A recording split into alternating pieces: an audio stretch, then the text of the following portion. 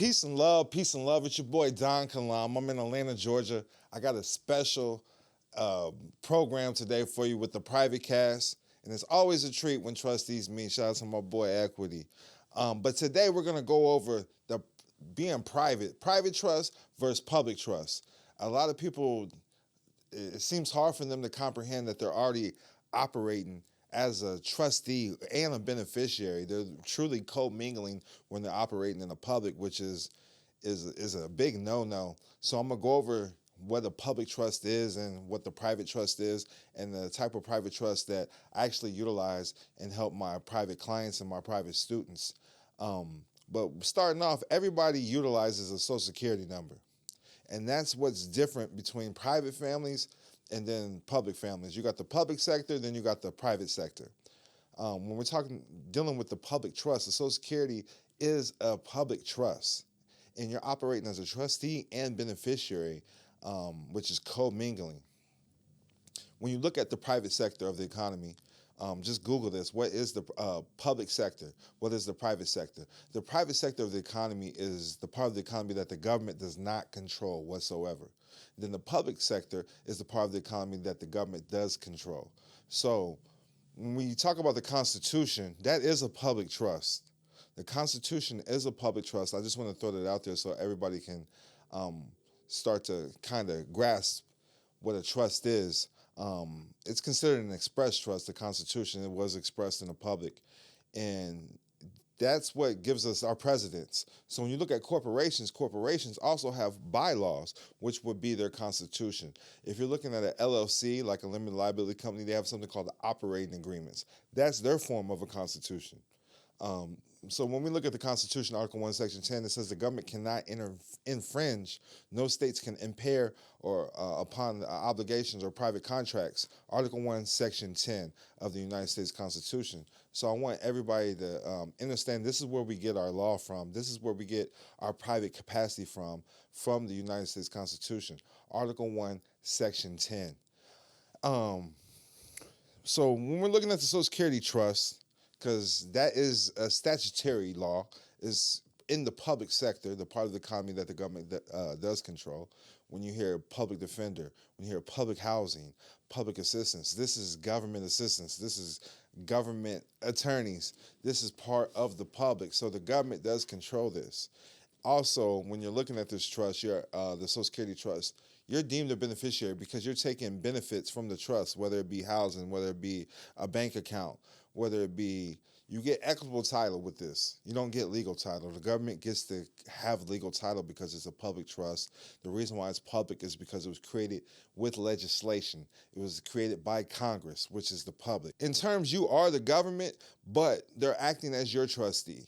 And this is why it seems like they have control. All the trust is a private contract. That's why I need everybody to understand. All the trust is a private contract. But in the public, their terms and conditions usually have something called adhesion contracts. Look this word up, adhesion contracts. This means it's always in favor of the one who created the trust, because there's always applied terms that automatically put you under those. And acquiescence, which means silence, still means that the terms are in effect. So the Social Security Trust is considered a cesti que vi trust. A cesti que vi trust. I need everybody to understand this. They talk about the Cesti que vi Act of 1666 in England and even before that. But cesti que vi is the beneficiary of a trust or insurance policy. The beneficiary of a trust or insurance policy. That's what cesti que vi means. So you can only be the beneficiary of the Social Security Trust. You can only be a beneficiary of the Social Security Trust. So that's the public trust. In the private, the trust that I like to utilize first and foremost is the non-grantor, irrevocable, complex, discretionary spendthrift trust. It's a big word. So there's a non-grantor trust, then it's an irrevocable trust, it's a complex trust, it's discretionary trust, and it has a spendthrift clause in it. Being the non-grantor, that means there is no grantor on this trust, so you cannot co-mingle the funds. You can only be in one position. and you have somebody set this up, and then they no longer have their hands tied to this trust. That's what makes them a non-grantor. I want everybody to look this up, though. The Social Security is a trust fund. And the Social Security, this is coming directly from the Social Security Administration website. It says the Social Security Trust Fund is OASI for retirement, survivors, and DI for disabilities, are federal accounts holding surplus and payroll taxes. This is insurance. The Social Security Trust is, I'm going to look this up, is insurance. Social Security is a form of social insurance financed by dedicated payroll taxes, FICA, that fund two trusts. That's the old age and survivors insurance and disability insurance. So I want everybody to think about this. If the Social Security is a trust and it's funding insurance, when you get insurance policies, you get to dictate how much you're paying in every month and then the terms and how long they're good for. So this trust is always benefiting the public. It's for the government, to be honest with you, to make sure if there's any mishap that the government can always recoup their funds. One thing that I like to teach my students and let them to look at, this is coming from thebalancemoney.com. Thebalancemoney.com. Who owns the U.S. national debt? The Social Security Trust Fund owns a significant portion of the United States national debt. But how does that work and what does it mean? In addition to agencies like the Social Security Trust Fund, various other entities, including foreign governments, domestic investors, and the Federal Reserve, hold substantial amounts of the debt. And when we're going down, it's over 30 trillion that's debt held by the public. So I need you to understand the Social Security Trust Fund is who's owed the most. The people who hold the Social Security Trust Fund, that's who holds the most of the public debt. That's who's owed the most. And when you're coming into using the birth certificate, that's what's placing you under this system. That's what's proving who your maker is. We live in a society that's contract-based and trust-based. So when you're born, they're giving you a birth certificate. This is proving who your maker is. You're not 6 pounds, 7 ounces no more. And that's one thing I need people to really understand. There's alternatives to the birth certificate, which are certificates of nativity, affidavits of live birth, family Bibles, and baby land deeds. So what's going on is every contract that you sign with the government is considered a private trust. Every contract. And then when you're using these entities to identify, you're identifying a business because a natural person really doesn't need paperwork to be identified. You've been labeled some type of property, and this is why you need paperwork to be identified. So the birth certificate is one instrument that turns you into a sole proprietorship. Then you got the Social Security Trust, and then you got another vehicle, which would be your driver's license or your ID. These are different ways to put you in the public system, and these are contracts because you sign them. The signature means sign in nature, but you sign these things, so these are public contracts. So what happens here is called amalgamation. This is what we call it in the private sector. Amalgamation, which is a combination of two or more companies that lead into a new entity. And something else that it could be called is an SPV, a special purpose vehicle. Because when you look it up, the United States is a federal corporation. And being a citizen is United States business. I'm going to give you those codes in a second. But a special purpose vehicle, also known as a special purpose entity, is a separate subsidiary formed by a parent company. So the parent company is the United States corporation. That's why corporations only have presidents. I'm going to say it again. Corporations have presidents. They have vice presidents, chief financial officers. This is what the United States is. It's a federal corporation under 28 U.S.C. 3002, subsection 15A. So the parent company, being the United States corporation, has created something called a special purpose vehicle, which is your name. Your name has been converted into a business. It's in all capitalized letters. They look at you as a business. Anytime you come and say you're the name, they're looking at you as a sole proprietorship, and now your labor is backed by your labor. You got to remember this. The debt is backed by your labor. It looks like the Social Security Trust, but it comes from FICA, which all comes from your labor. So when they say the national debt is backed by your labor, and this says the K-Vi Trust. So by operating independently, special purpose vehicles secure obligations even in the event of a parent company's bankruptcy, which has happened. However, if improperly used, special purpose vehicles can obscure debt. So they're using it as a bankrupt bankruptcy remote entity. That's really what's going on. Now, when we look at the, I want to bring up these special roles of the trust. Before I started learning trust, I learned how to limit my liability through LLCs. And there is something called the alter ego doctrine, so you have to be careful with placing assets in your, even if it's in your name, LLC, you got to make sure that you still have a holding company that is the single member of your name. So the first thing I do is teach people how to make their name an LLC. Make your first, middle, last name an LLC. Then when it comes to LLCs, there's no owners, all right? When you're using the Social Security number, you're automatically considered the owner of that business, which is a public business, all right? So it's considered a sole proprietorship. You will be liable if that business does any mishap in commerce. You will get in trouble, and you will be held liable for fees. You will be held liable for taxes. So what I'm teaching you is how, not only how to protect your assets, but to avoid tax liability. So it's not tax evasion, it's tax avoidance, and there's a big difference between tax evasion and tax avoidance. But first, make your name an LLC. The LLC can only be member managed or manager managed.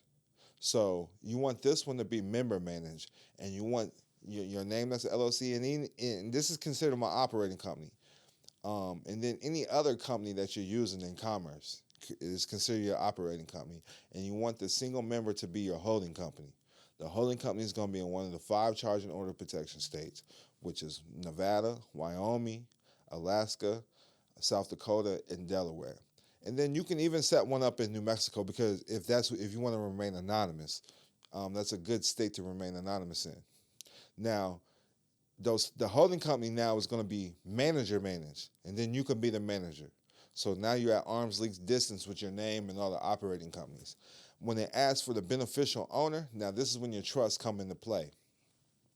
Now I broke down the non-grantor irrevocable complex discretionary spendthrift trust, but there's still a layer before we get to that.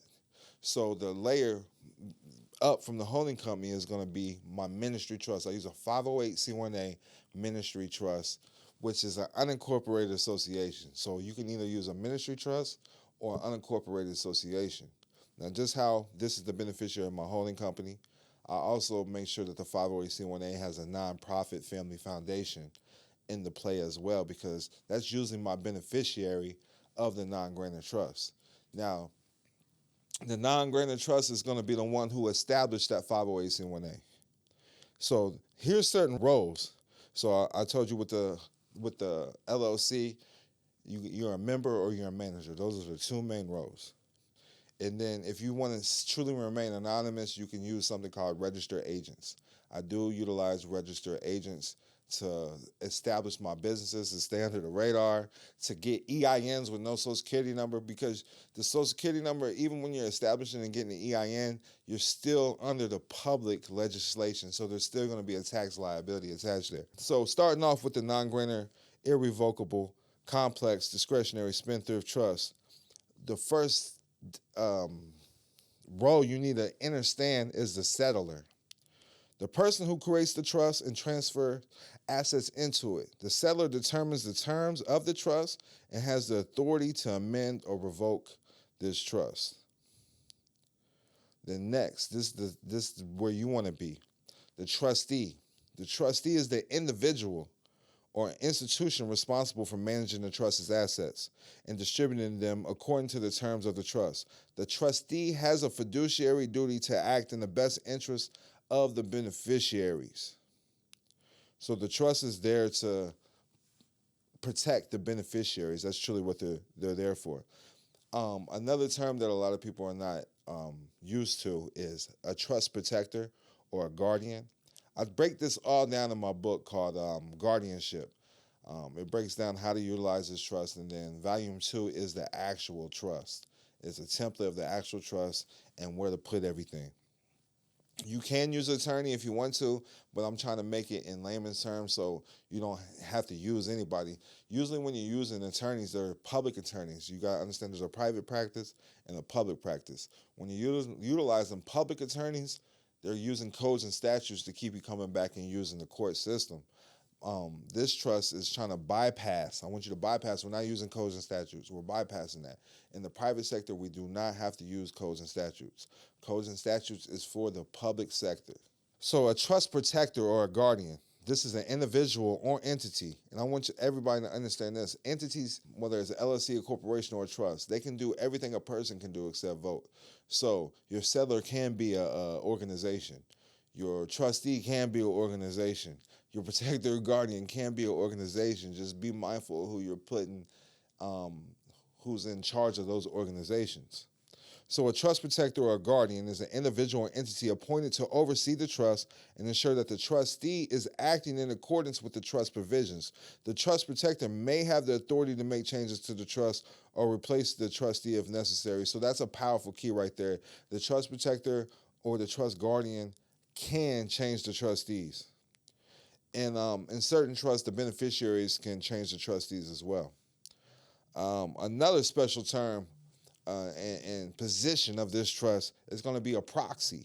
A proxy is an individual authorized to act on behalf of the trust in certain matters. This can include signing documents or making decisions when the trustee is unavailable. So they have almost the same power as the trustee. And then you have your beneficiary. This is the person or entity entitled to receive benefits or distributions from the trust. Beneficiaries may receive income or principal from the trust depending on the terms set forth by the settler.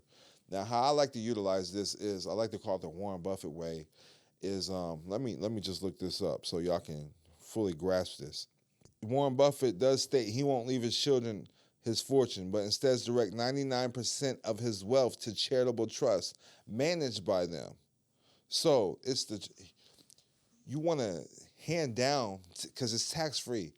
And that's why I created the faith-based trust, okay? You can either, the beneficiary will be this faith-based trust or the private foundation that you created. Every private wealthy family has a private family foundation. And when you look up Warren Buffett, all you have to do is look up the Susan Thompson Buffett Foundation. And then look at the Bill and Melinda Gates Foundation. They used to be a foundation as well before they split up. But now I think it's just the Gates Foundation. So the Susan Thompson Buffett Foundation, she has passed now, but that was Warren Buffett's wife. They had a foundation, and that's truly what takes care of the family, is private family foundations. So everything is a write-off. Everything is a deduction. Everything is tax-free. Everything is tax-exempt. And we're avoiding taxes. You have a little to zero to none.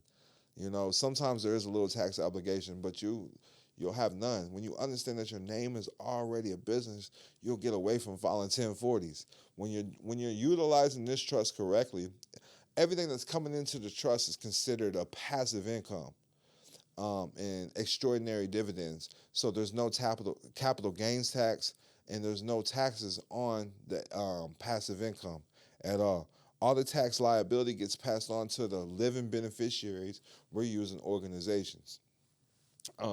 Never the trustee. The trustee is always considered protected with hold harmless agreements, indemnity agreements, non-disclosure agreements.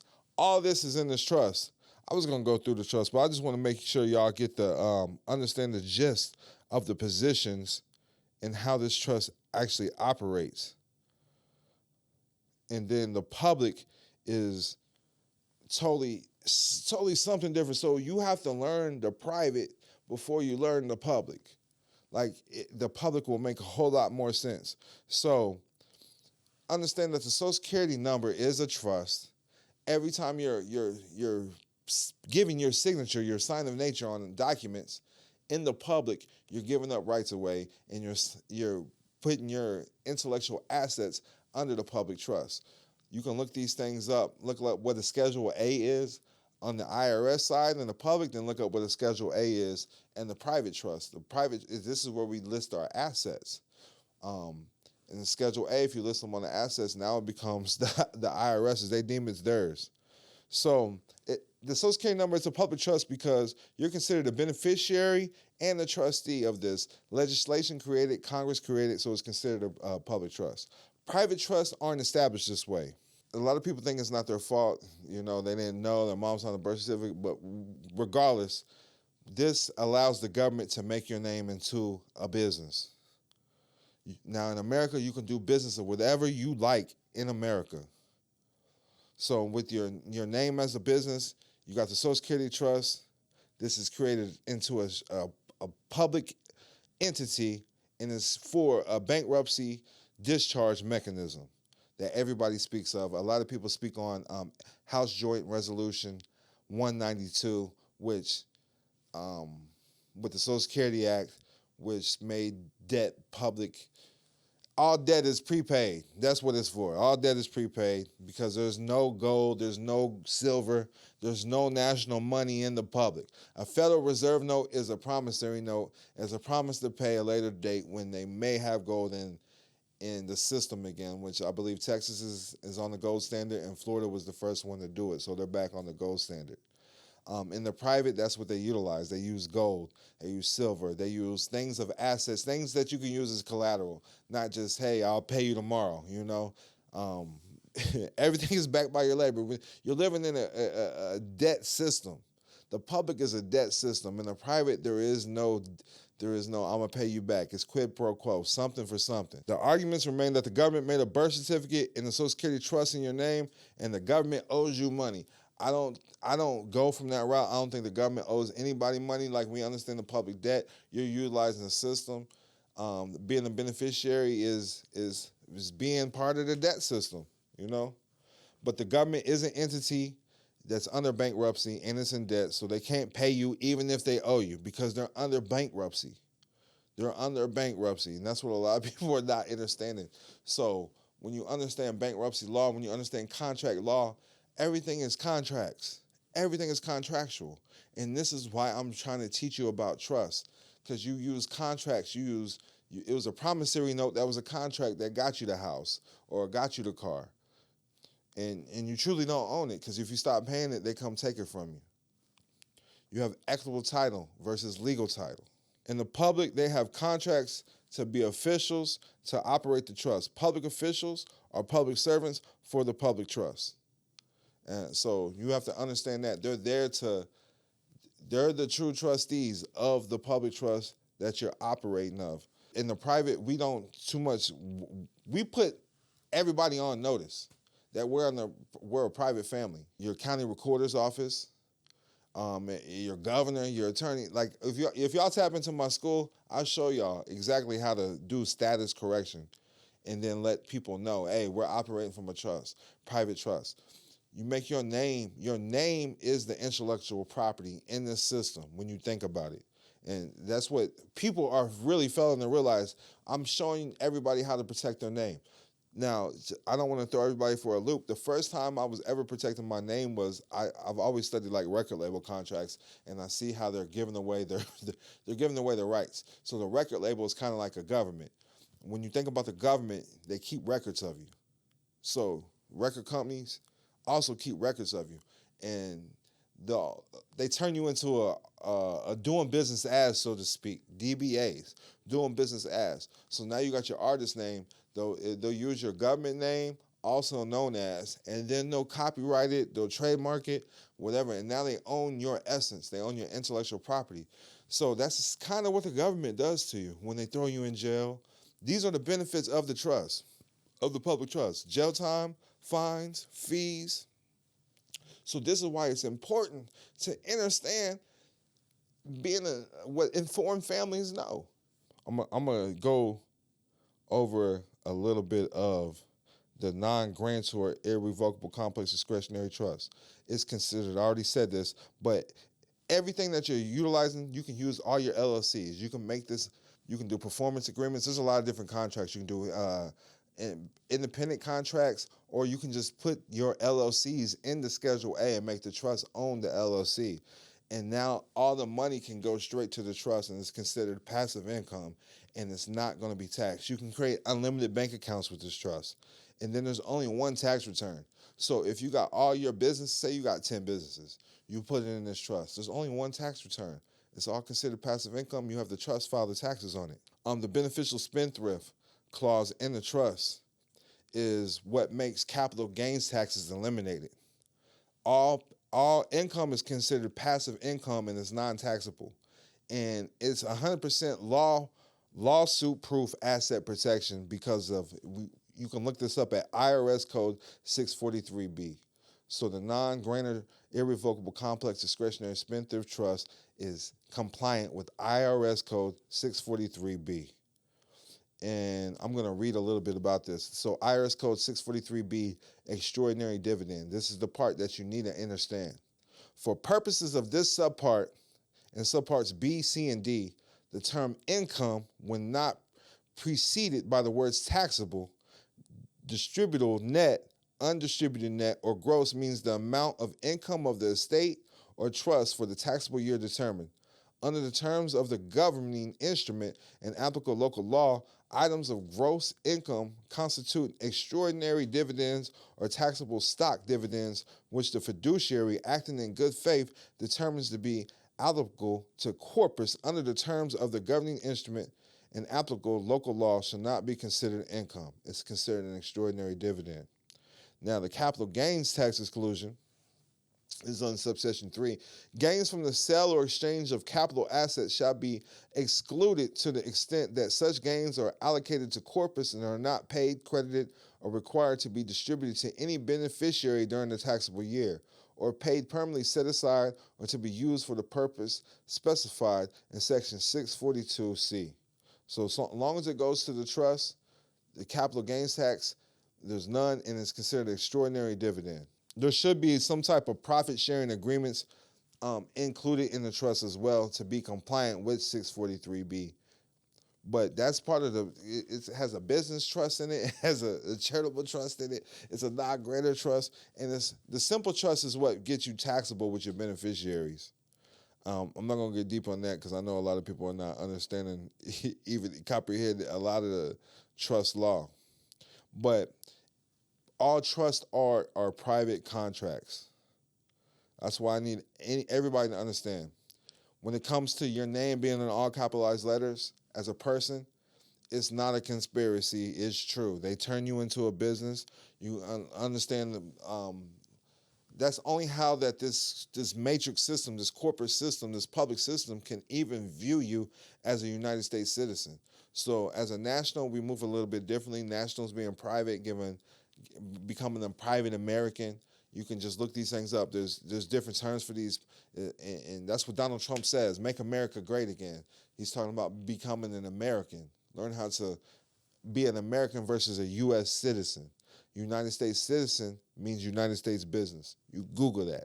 It's going to pop up. It's going to show you the real federal law. Private families learn how to become private. So look at the Amish. The Amish are part of the private sector. They're outside the scopes of being taxed. They're outside the scopes of having to get identification. Because a lot of people don't know. I see Amish people on the planes all the time. But their families sit down with the IRS. The IRS are really the big dogs when it comes to any of these systems. It might look like it's this corporation or that corporation, because I need you to understand, if everybody's getting paid, it's a business. It's a corporation. Even some of these businesses that are in the government, they're nonprofits and then they're for-profit. And a lot of people don't understand that. It's a business that creates food stamps. It's a business you're going to get food stamps. It's a business that's applying to get those grants to give the people food stamps, and then are putting people on child support. So I want you to comprehend that. So the private always creates the public. So it's private families that are creating these entities. It's private people, private citizens, private families. The government does do funny business with your name, but you're signing over these rights. So they're not doing nothing that they're not allowed to without your permission. You must have a private trust. You must have a private business, private family business. You must know the difference between private, and you must know the difference between public. As a free natural person, you can change your jurisdiction at any time. You can change who you want to be at any time. You can change your nationality at any time. And that's another key is nationality. Understanding that you do have a right to a nationality. Under the corporate system, they only use black on white. They make you black or they make you white, and they control both of these if you have a Social Security number. It's a little bit different if you're white without a Social Security number, but as soon as you get the Social Security number, you're controlled in this system. You're no longer free. You're no longer a free white person. You must know that the game, everyone has a system. It is a game, and everyone in the system, in the public system, they have the right to switch the system. They have the right to rescind. There's no forced labor. There's nothing forced that they can do. They can't force you to use the Social Security number.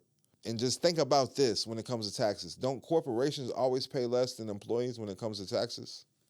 When you're using the Social Security number, it's truly used for you to be an employee and to keep you taxed at when you're given the Social Security number by default, usually 9 times out of 10 when you're coming into the system. And this is the worst position to be in when it comes to being in business, when you understand being an entrepreneur, when you're starting to comprehend taxes. You're going to see that, hey, I need to start moving into business because at the very least, you'll be taxed at a lower bracket than you would as an individual. So I want you to look this up. The code is 15 USC 4724 E1. 15 USC 4724 E1. United States citizen means United States business means United States citizen. 15 USC 4724 E1. The term United States business means a United States citizen. And then when you go to 28 USC 3002, subsection 15A, you'll start to see that the United States is a federal corporation. All that is fiction. This is all fiction. Everything is fiction-based. When you get a Social Security number, that's a fictional entity that they're giving you. When they give you a birth certificate, that's a fictional entity that they're placing upon you. Same way with the ID. I don't identify as none of those. I do credential cards. I'm not gonna get deep with all that because that's the private life. That's what y'all need to start tapping in. Y'all need to tap into the school and make sure y'all just watch all the videos that we've been dropping all this game to help make this make sense for everybody. So the private always creates the public. If you didn't get anything from me today, that's what I need you to understand. The private creates the public. Private families created the United States government. In order to have control of what's going on in your life, you have to learn how to maneuver in the private.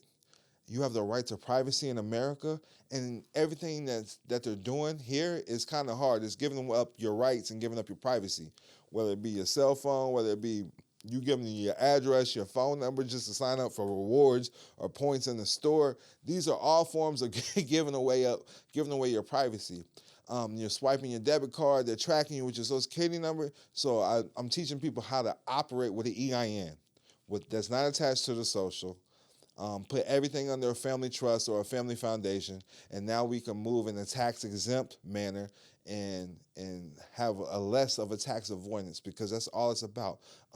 Uninformed families do not know this. Informed families are all about making sure they have a lesser tax obligation and remaining private. So I broke down how the special positions of this trust that I utilize versus you just being a beneficiary under the Sestakevai, the Sestakevai trust. The Social Security number is the Sestakevai trust. That's why I need y'all to study Sestakevai trust, Sestakevai Act, and how it's affecting your life. Your name is the business, so learn how to maneuver with the limited liability. Ownership means liability, and liability means obligation. So learn how to own nothing, control everything, learn how to manage things, learn how to be an administrator, and operate from the private side.